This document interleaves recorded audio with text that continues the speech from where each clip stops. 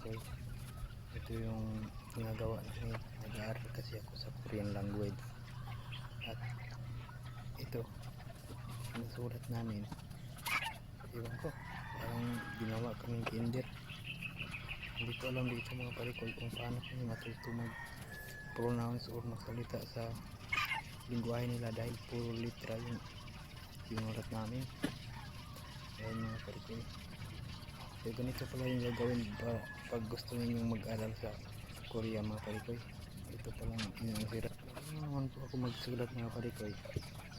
Ang mahirap dito yung pagbasa ng diretso kasi ang alam ko pantik-pantik lang yung nababasa ko dito dahil pangalawang pasok ko pa lang din sa paaralan.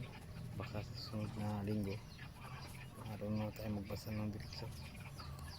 Ito yung ginagawa ng parikoy. Ito yung consonant, vowel, saka pagdating sa pronounce ay pagkukombinasyon yung mga litra, consonant at saka vowel para makabuo ko kayo ng mga pronounce nila. Yan, ganito yan mga parikoy. Sinasanay din namin magsulat ng letter nila dahil pagka ikaw ay hindi kabisado magsulat ng letter nila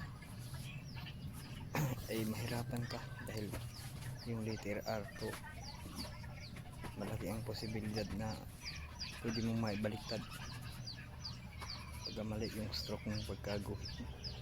Yan, sinasanay din kami yan. Yan.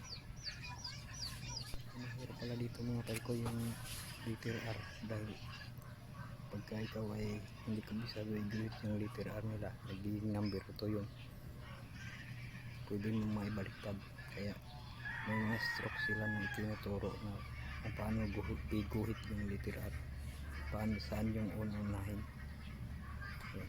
Ito pala yung sila natin ay ito yung Korean book na kasama po doon sa binabayaran natin na 8K.